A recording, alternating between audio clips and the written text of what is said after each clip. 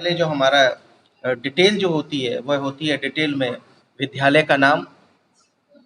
आप जिस विद्यालय में टीचिंग कराने जा रहे हैं उसका नाम हमको पूरा लिखना होता है। दूसरा पॉइंट, छात्रा अध्यापक या छात्र अध्यापिका का पूरा नाम। इसके बाद हम विषय की चर्चा करते हैं कि किस विषय पर बनाना है, तो विषय का नाम। उसके बाद उप विषय, जैसे विषय हमारा विज्ञान है तो उप विषय विज्ञान के अंतर्गत जीव विज्ञान। जीव विज्ञान के बाद हम बात करते हैं कि पर्टिकुलर टॉपिक क्या लेना चाहते हैं, किस पर हम लेसन प्लान की तैयारी करते हैं, किसको हम अपने कॉपी में अंकित करेंगे। तो जो हमारा टॉपिक रहेगा वो रहेगा जिसको हम कहते हैं प्रकरण। प्रकरण में हम बात करते हैं जीवों में अनुकूलन, जीवों में अनुकूलन। इसका नेक्स्ट पॉइंट होता है दिनांक। जिस दिनांक में जिस डेट में हम लेसन प्लान वहाँ देना चाहते हैं वो डेट मेंशन की जाती है। उसके बाद क्लास, किस क्लास की बात कर रहे होते हैं तो क्लास मेंशन की जाती है। और उसके बाद कालांश, मतलब कौन सा पीरियड है वो देखना होता है। और कक्षा अवधि को भी मेंशन करना पड़ता है, अंकित करना पड़ता है। इसके बाद हमारा जो नेक्स्ट पॉइंट रहता है वह रहता है शिक्षण विधियां। कौन कौन सी शिक्षण विधियों के माध्यम से हम पाठ्य योजना को अच्छी तरीके से प्रदर्शित कर सकते हैं विद्यार्थियों के सामने। तो शिक्षण विधि में हम प्रदर्शन विधि का प्रयोग करेंगे। प्रदर्शन के साथ साथ हम व्याख्यान विधि का प्रयोग कर सकते हैं। इसके साथ साथ हम आगमन और निगमन विधि का भी प्रयोग करते हैं। योजना विधि का भी प्रयोग इसमें हम कर सकते हैं। और चूंकि विज्ञान की बात है तो प्रयोगशाला विधि का प्रयोग अवश्य ही करना चाहिए। तो प्रयोगशाला विधि विज्ञान में बहुत महत्वपूर्ण होती है, इसलिए प्रयोगशाला विधि का प्रयोग इसमें किया जाता है। अब हम बात करते हैं TLM, शिक्षण सहायक सामग्री। कौन कौन सी सहायक सामग्री हम इसमें उचित रूप से प्रयोग कर सकते हैं। तो जो हमारा जो प्रकरण था वो था जीवों में अनुकूलन। हम पूरे प्रकरण को पढ़ेंगे और पढ़ने के बाद हम डिसाइड करते हैं कि कौन से शिक्षण सहायक सामग्री या TLM का प्रयोग कर सकते हैं। तो हमने जो इसमें प्रयोग में समझा तो उसको हम मेंशन करते हैं। जैसे मछली, तो हम सजीव मछली को दृष्टिबाधित बच्चे को दिखा नहीं सकते, तो हम उसका मॉडल बनाकर उसे श्रव्य और दृश्य माध्यम से बताते हैं। दूसरा जलकुंभी, जलकुंभी भी हम नहीं दिखा सकते हैं। जलकुंभी का पौधा प्लांट जो होता है उसको नहीं दिखा सकते, तो उसको हम आर्टिफिशियल या मॉडल के रूप में उसको भी हम शो कर सकते हैं, दिखा सकते हैं। गाय, क्योंकि गाय का जो बॉडी होती है, जो शरीर होता है बहुत बड़ा होता है, तो हम गाय को भी नहीं दिखा सकते, लेकिन हम गाय का एक प्रतिरूप या मॉडल जो है उसको दिखाते हैं। इसमें नेक्स्ट जो शिक्षण सहायक सामग्री रहेगी वो रहेगी ऊंट। ऊंट यानी कि कैमल। कैमल भी पॉसिबल नहीं है कि उस कैमल को लाके छोटे से बच्चों को दिखाया जा सके, या दृष्टिबाधित बच्चे हैं तो उनको दिखाया जा सके। तो हम इसका जो तरीका होता है वो यही होता है कि हम कैमल के भी मॉडल या प्रतिरूप को दिखा सकते हैं। वास स्थान, प्लेस जहाँ पर ये सब चीज़ रहते हैं, जहाँ पर हम सब सजीव लोग रहते हैं, वो वास स्थान भी हम दिखा सकते हैं कि कैसा होना चाहिए, जीव जंतुओं का, मनुष्यों का कैसा होना चाहिए।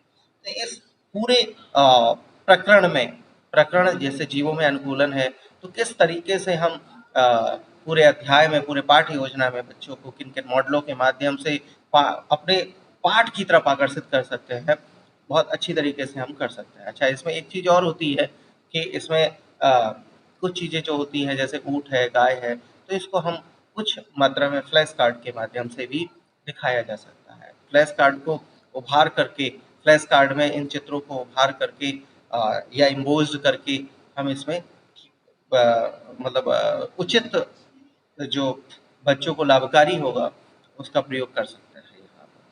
अब हम बात करते हैं इनके उद्देश्यों की। तो उद्देश्य जो होते हैं, दो प्रकार के उद्देश्य होते हैं। तो पहले हम सामान्य उद्देश्यों की बात करते हैं और दूसरा जो उद्देश्य होता है विशिष्ट उद्देश्य। सामान्य उद्देश्य साइंस की पाठ्य योजना में मिनिमम 3 लिखे जाते हैं और अधिकतम 5 लिख सकते हैं।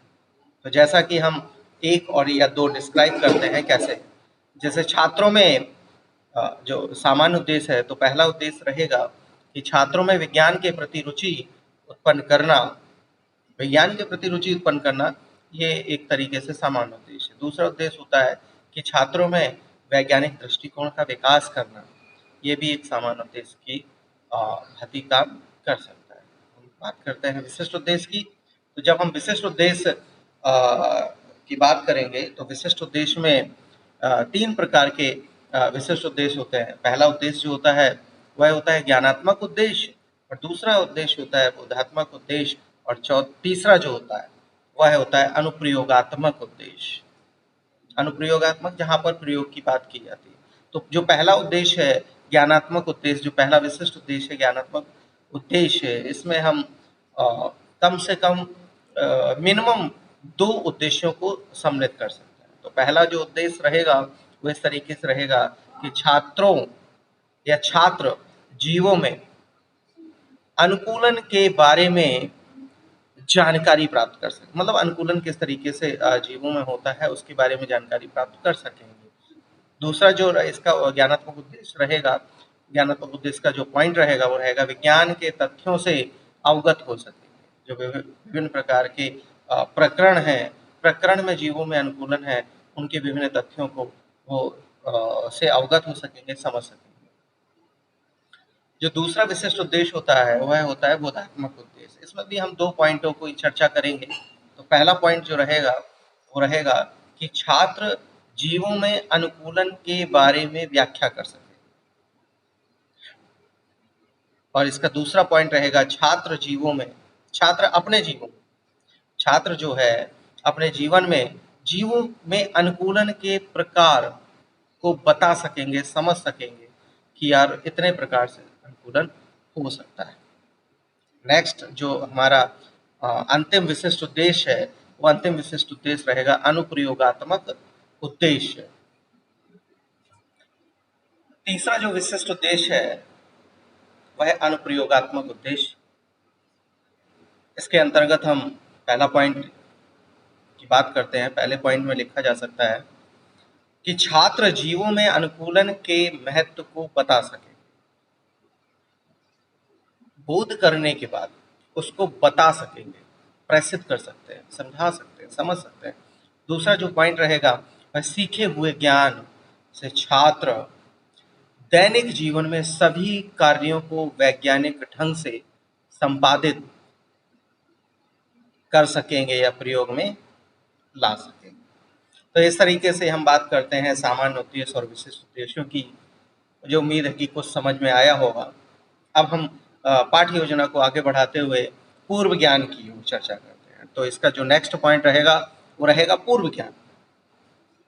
पूर्व ज्ञान यानी कि इसमें वो बातें लिखनी होती है, वो बातें समझनी होती हैं कि हम ये एक अंदाज लगा सकते हैं कि छात्रों को कुछ ना कुछ पूर्व ज्ञान से संबंधित चीज़ें या उस जैसे जीवों में अनुकूलन हमारा प्रकरण है उससे कुछ ना कुछ चीज़ें थोड़ा ना थोड़ा कुछ ना कुछ आता होगा। तो हम एक अनुमान लगाते हैं। तो इसमें हम जो लिखेंगे वो लिख सकते हैं कि छात्रों को जीवों में अनुकूलन के बारे में सामान्य जानकारी पहले से रही है या पहले से होगी या जानकारी प्राप्त है, या पिछले अध्याय में कुछ इस प्रकार की चर्चा की जाती है। तो उसमें हम अनुमान लगा सकते हैं।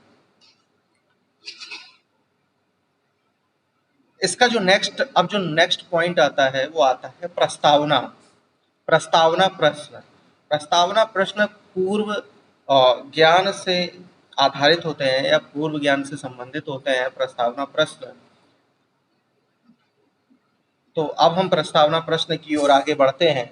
जैसा कि हमारा पहला प्रश्न रहेगा, तो पहले प्रश्न से पहले हम एक खाका तैयार करते हैं, एक डेस्क तैयार करते हैं, जिसमें हम लिखते हैं सीरियल नंबर, और उसके बाद जो हमारा रहेगा वो रहेगा छात्र अध्यापक कथन या क्रियाएं, और फिर या छात्र अध्यापिका क्रिया, और उसके बाद जो रहता है वह रहता है विद्यार्थी कथन, यानी कि विद्यार्थी क्या कर रहा है, विद्यार्थी क्या सोच रहा है, क्या समझ रहा है, क्या सुन रहा है, क्या आंसर दे पा रहा है कि नहीं दे पा रहा है, तो विद्यार्थी कथन की बात आती है। तो पहला प्रश्न जो रहता है वह रहता है वो छात्र अध्यापिका या अध्यापक के द्वारा रहता है। वो रहता है जैसे हमारा प्रकरण जैसा है कि जीवों में अनुकूलन, तो जीवों में अनुकूलन के हिसाब से पहला जो प्रश्न रहेगा वो रहेगा जीवित रहने के लिए वातावरण किस प्रकार का होना चाहिए।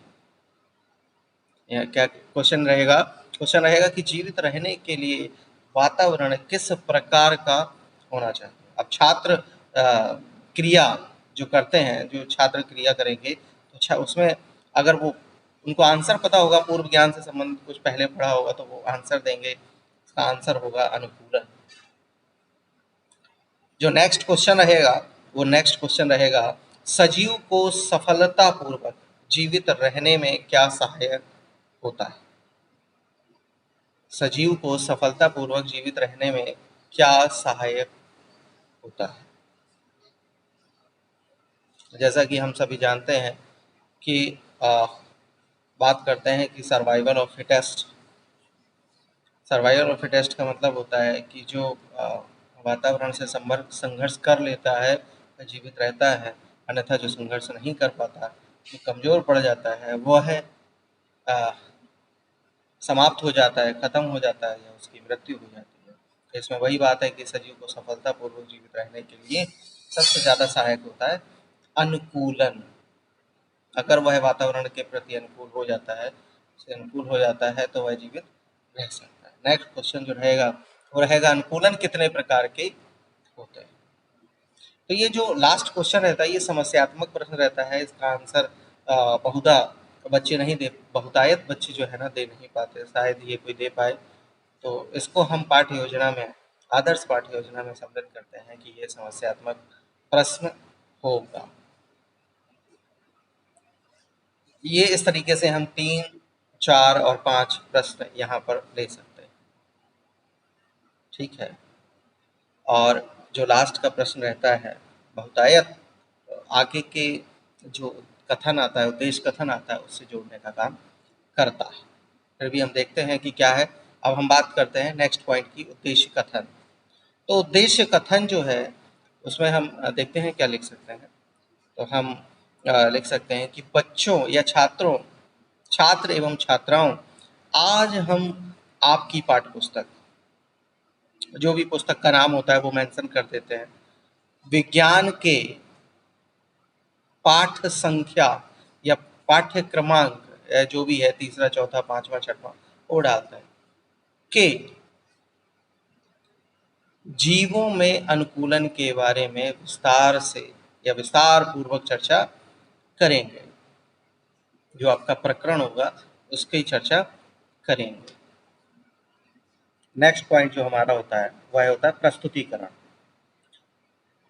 प्रस्तुतिकरण में भी हम एक खाका तैयार करते हैं, या एक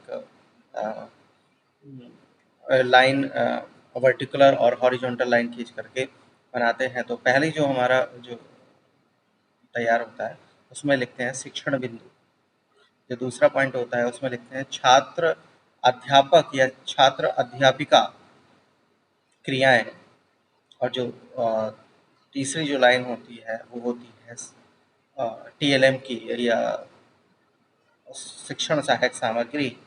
और लास्ट का जो पॉइंट होता है, लास्ट की जो लाइन होती है, उसमें हम मेंशन करते हैं कि विद्यार्थी के द्वारा किया हुआ कार्य या विद्यार्थी अनुक्रिया या छात्र क्रियाएं, छात्र किस तरीके से रिस्पॉन्स कर रहा है, वो चीज़ें। अब देखते हैं इसमें क्या है। शिक्षण बिंदु हमारा रहेगा सजीवों का वास स्थान, सजीवों का वास स्थान। तो अब हम इसमें छात्र अध्यापक या छात्र अध्यापिका क्रिया जो होती है उसके बारे में चर्चा करते हैं। तो हम उसको रीड करते हैं कि किस तरीके से लिखना होता है। हमें कोई टॉपिक होता है उसको हम मेंशन करते हैं। तो जैसे टॉपिक है कि वह स्थान जहाँ किसी जीवधारी को वह स्थान जहाँ किसी जीवधारी को पर्याप्त भोजन, सुरक्षा, प्रजनन तथा सभी अनुकूल दशाएं उपलब्ध होती हैं।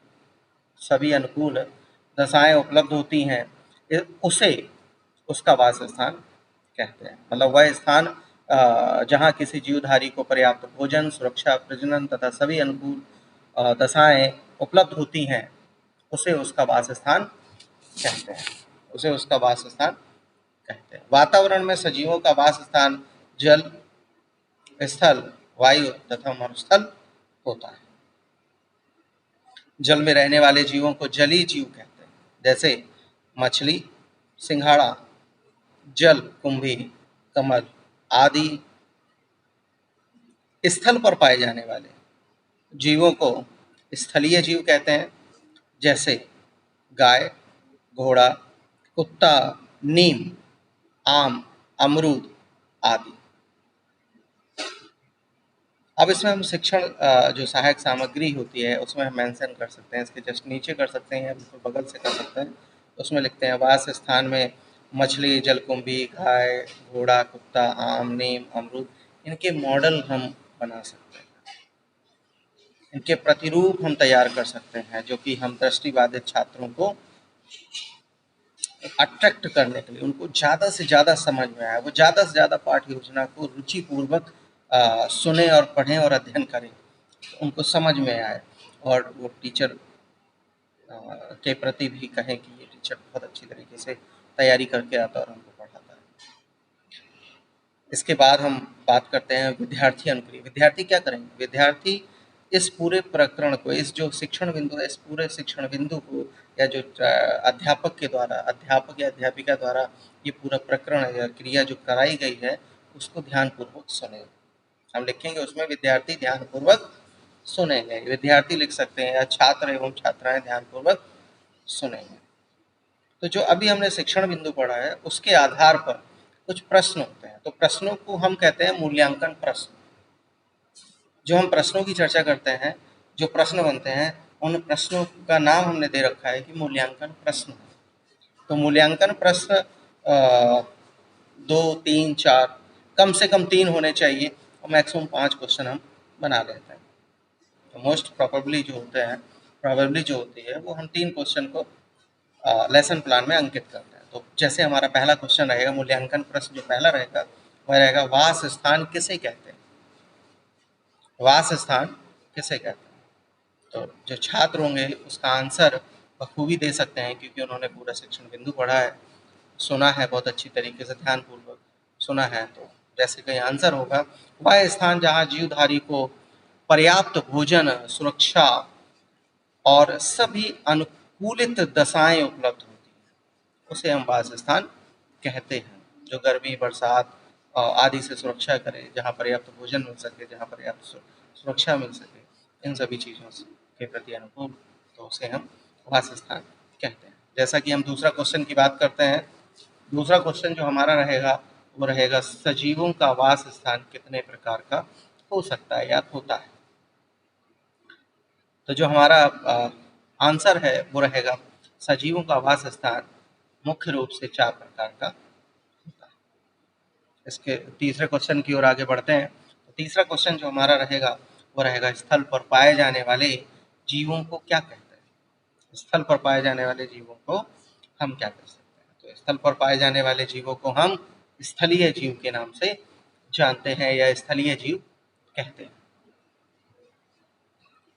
ठीक इसी प्रकार हम दूसरे शिक्षण बिंदु की ओर बढ़ते हैं। तो ये पहला शिक्षण बिंदु जो उम्मीद है कि सभी को समझ में आ गया होगा कि कैसे करना है और कैसे हमको अपनी कॉपी में अंकित करना है या लिखना है किस तरीके से, यहाँ तक समझ में आ गया। ठीक इसी प्रकार हम दूसरा शिक्षण बिंदु, पहला शिक्षण बिंदु हमने ले लिया सजीवों का वास स्थान, और दूसरा जो शिक्षण बिंदु है वो भी सजीवों का वास स्थान होगा। तो इसमें भी हम छात्र अध्यापक या छात्र अध्यापिकाएं, अध्यापिका क्रियाएं लेते हैं और शिक्षण सहायक सामग्री का एक कॉलम बनाते हैं और तीसरा जो नेक्स्ट लास्ट कॉलम रहेगा वो रहेगा छात्र क्रियाएं या विद्यार्थी क्रियाएं या छात्र एवं छात्राओं की क्रिया। तो इसमें जो हमारा शिक्षण बिंदु है और जो कथन है हमारा वो रहेगा, वो कथन इस प्रकार है कि रेगिस्तान में पाए जाने वाले जीवों को मरुस्थलीय जीव कहते हैं। कौन सा जीव कहते हैं? मरुस्थलीय जीव कहते हैं। ऊंट मरुस्थल में पाया जाने वाला जंतु है जहाँ बबूल व नागफनी बहुतायत पाए जाते हैं पौधे। कुछ जीव ऐसे होते हैं जो जल तथा स्थल दोनों जगह पर रह सकते हैं, उन्हें उभयचर कहते हैं। सभी जीवों की शारीरिक संरचना इस प्रकार होती है जो उन्हें अपने वास स्थान में